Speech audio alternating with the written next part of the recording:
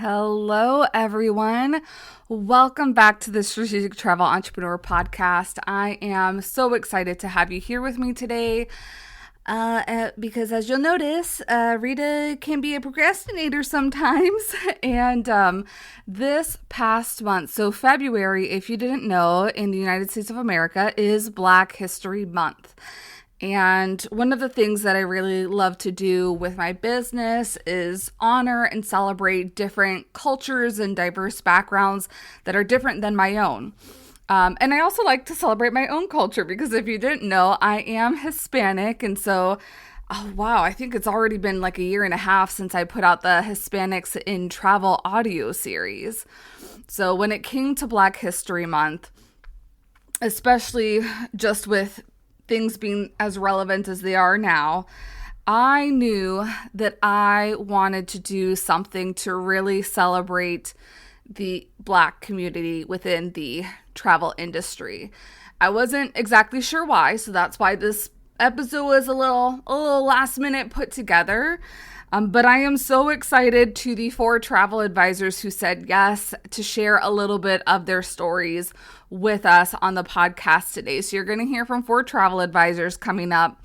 I'll do a little bit of commentary in between, but I can't wait for you to just listen, be open to learning, and then they also drop a couple knowledge bombs on some practical advice that you can use for your travel business.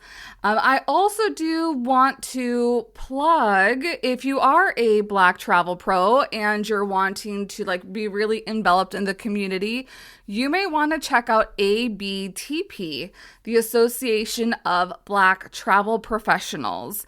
I believe membership is really affordable, and they do an annual conference every year, and that is happening in Miami, Florida this August. So that's something that I have been very interested in attending. So I'm hoping that I can make it work and attend this event as well, because I would also want and very much desire learning more about the community and how we can support people from diverse backgrounds. Without further ado, let's go ahead. We'll have Courtnie Nichols kick us off with our celebration today. Hey there, I'm Courtnie Nichols, the CEO and founder of TravelBash, a destination wedding and luxury concierge. I also run TRVLB, a high-end membership-based travel advisory, and I'm the founder of the Business Huddle, a mastermind-style business event for travel advisors and industry professionals. I'm excited to be a part of this conversation and honored to contribute to the Black History Month episode. Black history has inspired my business today. How that comes to fruition is Black history is a constant source of inspiration for me as a business owner in the travel space. The resilience, innovation, and cultural influence of Black entrepreneurs throughout our history remind me that our presence in the travel industry is not only necessary, but powerful. I believe travel is about connection, learning, celebrating, and sharing our experiences in ways that honor our history while shaping the future. Growing up, I didn't see many Black women leading luxury travel brands, and that fueled my desire to create something that felt both inclusive and aspirational. Representation matters, and I made it a mission to show that we belong in these spaces, whether that's designing high-end travel experiences or leading conversations at the business table. The future of Black travel, I think, is bright. I think the future of Black travel is bold, community-driven, and unapologetically luxurious. We're seeing more Black travelers seeking out experiences that deeply resonate with their heritage, from curated culture trips to Black-owned resorts, restaurants, and businesses across the globe. There's also a shift happening in how Black travel professionals are building wealth in this industry. I'm saying they're not just booking trips, they're owning their expertise, creating scalable brands, and mentoring the next generation. As a business owner, I love that we are reclaiming the narrative, showing up as decision makers, and proving that luxury and culture go hand in hand. The industry is shifting to recognize that Black travelers are not just a niche. We're growing, and we're an influential market that deserves intentionality in representation, marketing, and experience. One piece of advice I wish I had earlier in my journey was to own your value and don't be afraid to charge for your expertise. Too often, Black entrepreneurs, especially in the service-based industries like travel, feel like they have to over-deliver just to prove themselves. But expertise is currency. When you know your worth, you attract the right clients and opportunities. If you're a Black travel professional listening to this, remember, you belong in this space. Your voice, your perspective, and your experiences are shaping the future of travel, so just keep going. Thanks for having me on, and I can't wait to hear from the other amazing voices on this podcast episode. Thank you so much, Courtnie. That was so good and juicy. I loved the end, especially where you had mentioned the part about owning your value. If you have been feeling stuck or it's hard for you to articulate or justify why you might have professional fees, I highly recommend that you tune into last week's episodes about the superpowers. It's not only going to give you a little boost in your business, but it is going to list out the things that you are truly amazing at as a travel business owner so that you can better articulate that with your clients when you are having those conversations with them about whether or not they should be working with you. I also want to do a little plug. She did not ask for this, but I feel we're celebrating Black History, so I did want to plug Courtnie's event that's happening this July in Texas, and I can't remember if it's I think it's Dallas, but don't hold me to it. It is called the Biz Huddle. Now, this is open to any travel advisor, but you must have a little bit of experience within the travel industry because this is definitely not a beginner level event. This is a really tactical masterminding event. So you do need, I would say, like 3 to 5 years at least experience within the travel industry. Apply. I'll go ahead and I'll put the link below so that you can learn a little bit more about it. But I think that this is going to be such an amazing event. And she deserves to be celebrated for putting this together. So thank you, Courtnie. Next, we have Nicole Conley. So let's hear from her. Hey, my name is Nicole, and I'm the owner of Reprise Travel, a travel agency specializing in group trips and cruises, especially for introverts and mindful explorers who crave adventure but also need space to recharge. As a Black, queer, and neurodivergent entrepreneur, my identity has played a huge role in shaping not just how I approach my business, but why I created it in the first place. Growing up, travel was a big part of my life. I had the privilege of exploring the world at an early age with my parents, but I also saw firsthand how travel spaces weren't always built with people like me in mind, whether that meant introverts, Black travelers, LGBTQ plus travelers, or neurodivergent folks. That realization planted a seed. I wanted to create something different, something where people like us feel seen, welcomed, and prioritized in the travel experience.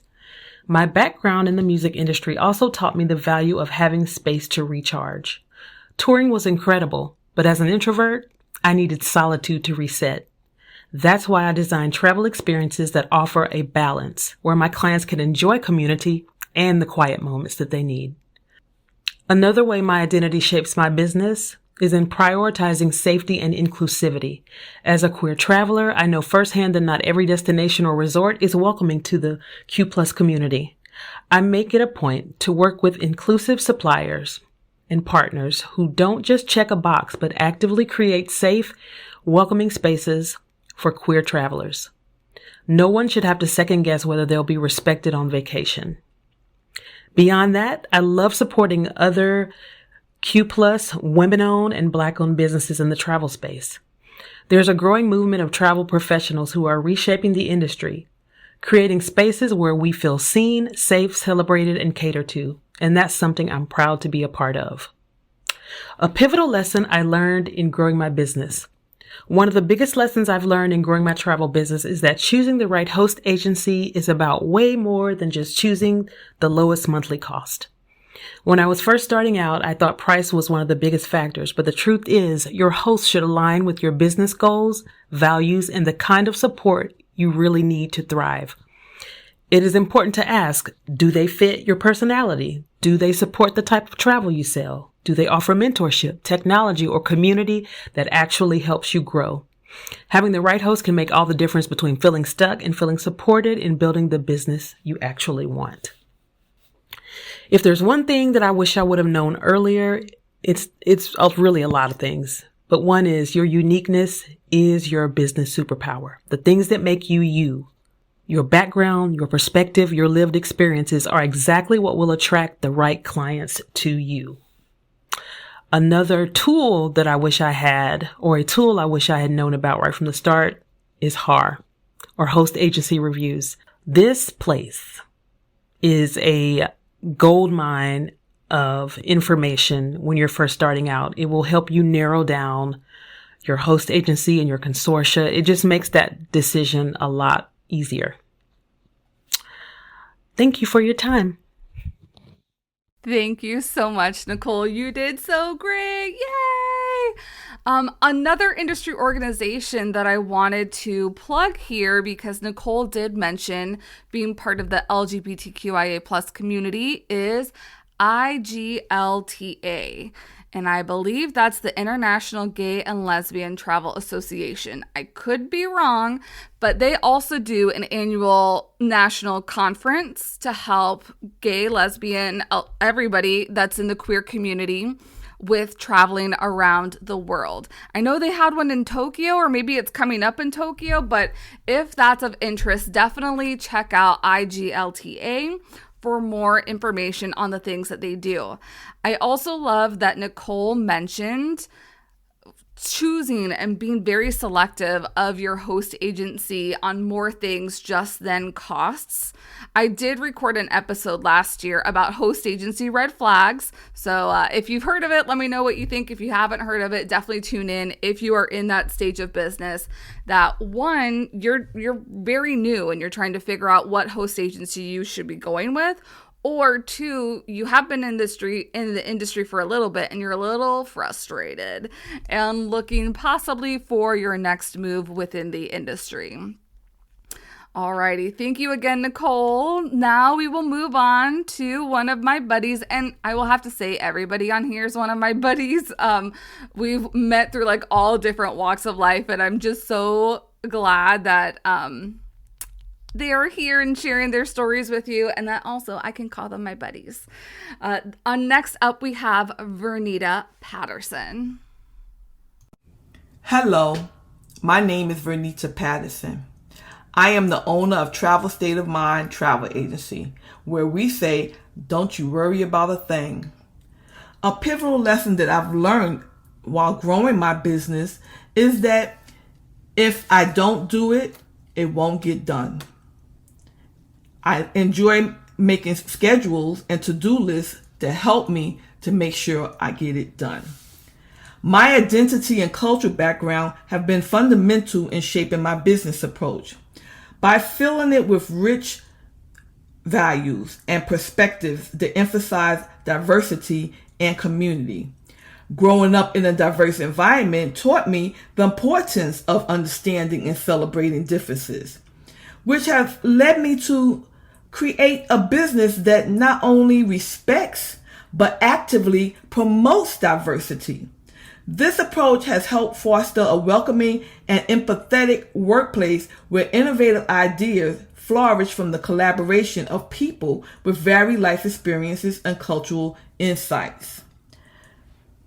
2 years ago, 6 other travel advisors and myself got together and we created a program entitled Agents of Color Talk Travel. And that's exactly what we did. We talked travel. We presented information that will help people to have a better travel experience. We provided this on YouTube. I really enjoy working with the lady. It was very rewarding. First, I want to say thank you for the opportunity to share this information. I did not start Travel State of Mind with a host company. That's just a piece of advice that I'm providing. I am with one now. I definitely recommend starting out with a host company, but make sure you diligently do the research. Thank you again. Thank you for sharing, Vernita. One, I feel like she had amazing ideas about partnering up with other diverse travel advisors. They could be with your same cultural background, or maybe you're neurodivergent, maybe you're queer travel advisors. I think this would be really great to help educate people who are also in that background about travel topics. And then I love that we're plugging host agencies here and the benefits of using them for your business. And then I also loved where she was talking about diversity and always being on the lookout and being open to having those types of conversations within your business. I am going to plug Summer Camp at Sea here because that is one of the things, like I don't really talk about it a lot, but that's why I love being around diverse perspectives, whether that's cultural, whether that's neurodivergent, whether that's from different religion, sexual background, or anything like that. We all have something to contribute to the conversation, and we also have something to learn from each other, because there are certain things that the way that we were raised, even in our own backgrounds, our experience, our lived experience is going to be totally different to somebody else's lived experience. And we can learn so much and bring that knowledge to our, not only our travel businesses, but also just to our partners and to our community within the travel industry.